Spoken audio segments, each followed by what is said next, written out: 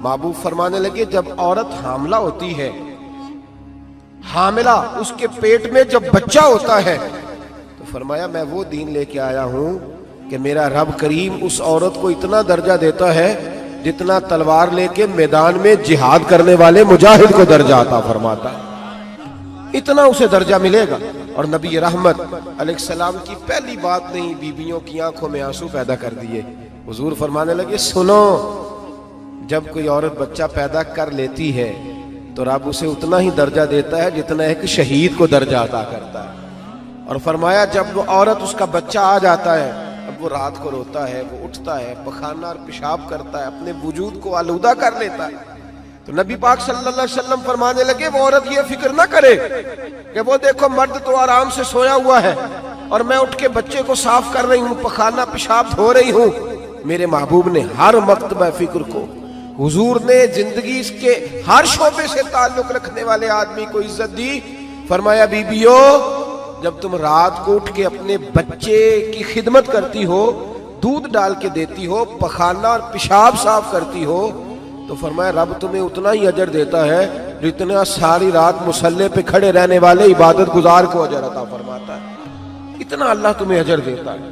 ہر شخص کے حصے میں، ہر شخص کے حصے میں میرے نبی پاک نے عزت لکھی، ہر شخص کے حصے میں۔ رسول پاک نے وقار، رشتوں کو حضور نے اتنا مضبوط کر دیا، اتنا مضبوط کر دیا کہ رشتے رشتے نہیں درد بن گئے۔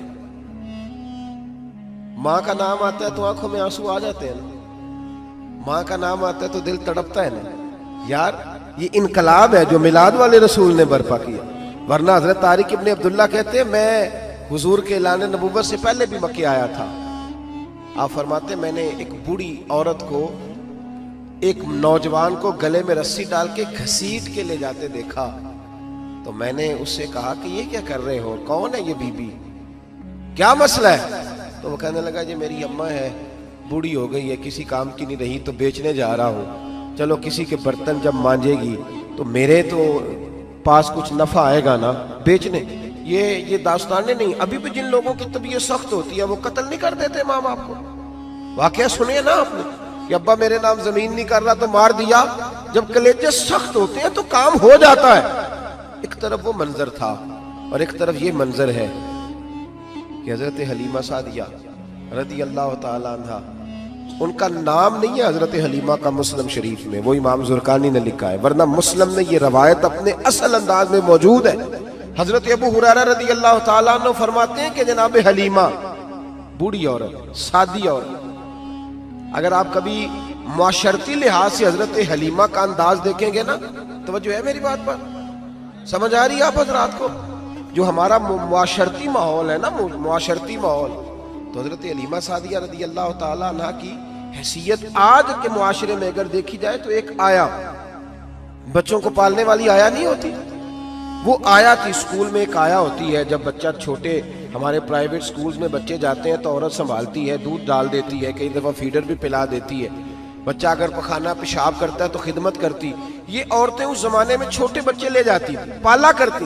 تو بتانا دائی کی، آیا کی، میں مثال دے رہا ہوں، اور نرس کی کیا حیثیت ہے معاشرے میں۔ اور حضرت حلیمہ سعدیہ جب نبی پاک کو واپس لے کے آئی تھی تو چلو کچھ نہیں، لیکن نہ کچھ معاوضہ بھی انہیں حضرت عبد المطلب نے عطا کیا تھا، جناب آمنہ نے انہیں کچھ، ایک معنی یہ بھی ہو سکتا تھا کہ پیسے دے کے یہ کام کرایا، معنی ہو سکتا تھا۔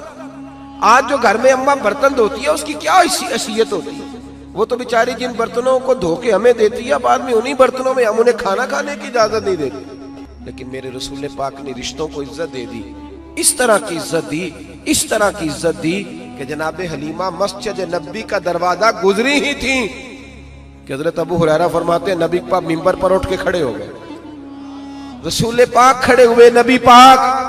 میں کبھی کبھی یہ روایت دیکھتا ہوں تو میرا دل کرتا ہے میں اپنے آپ سے پوچھوں، میرا دل کرتا ہے میں اپنے یاروں دوستوں خطباء سے، واعظین سے، پیروں سے، مشائخ سے پوچھوں کہ تو بھی بتا، جب تو شاگردوں کو پڑھا رہا ہوتا ہے اور تیرے ابا جی آتے ہیں تو کبھی اٹھ کے کھڑا ہوا ہے؟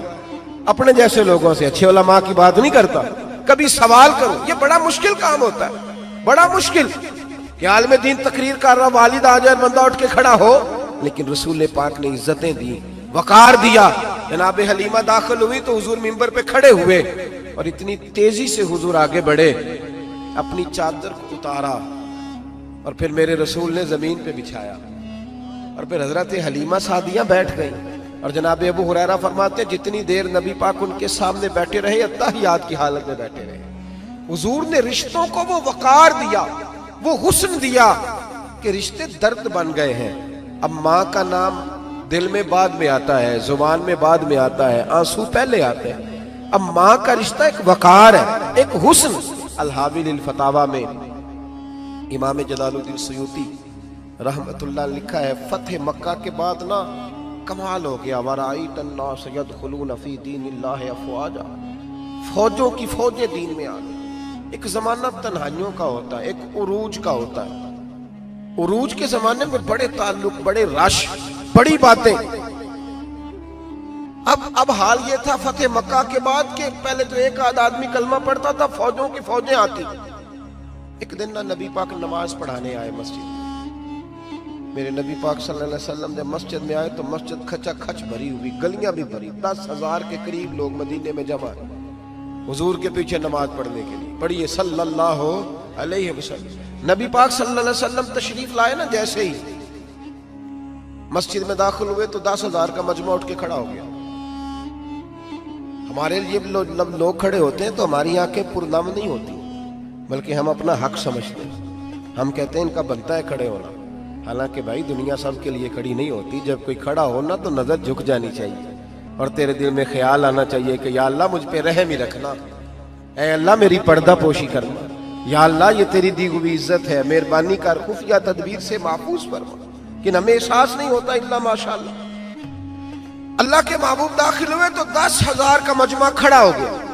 10,000 آدمی کھڑا ہو تو ایک کیف بنتا ہے، تو میرے جیسا آدمی تو ویس کوٹ سیدھی کرنے لگ جاتا ہے نا کہ بڑی شان ہے جناب، کالر ٹھیک کر لو، دستار سیدھی کر لو، کیا بات۔ اتنے لوگ بھی کبھی کسی کے گاڑے کے پیچھے بھاگے، لیکن نبی پاک کا انداز کیا تھا؟ رسول پاک کی آنکھوں میں آنسو آ گئے۔ 10,000 آدمی کھڑا ہوا، حضور رو پڑے، اور اتنا روئے کہ جناب ابو ہریرہ رضی اللہ تعالیٰ عنہ فرماتے ہیں کہ میں نے نبی پاک کے سینے سے آواز نکلتی دیکھی۔ جب آدمی زیادہ روتا ہے تو سینے سے آواز آتی، حضور روئے کہ سینے سے آواز آئی۔ آپ فرماتے ہیں پھر حضور نے آنسو پوچھے، پھر نماز مکمل ہوئی۔ جب لوگ چلے گئے تو حضرت ابو بکر صدیق اٹھ کے قریب گئے، کہا یا رسول اللہ صلی اللہ علیہ وسلم آج کوئی وجہ نہیں تھی رونے کی، آپ آئے ہیں اور رونا شروع کر دیا۔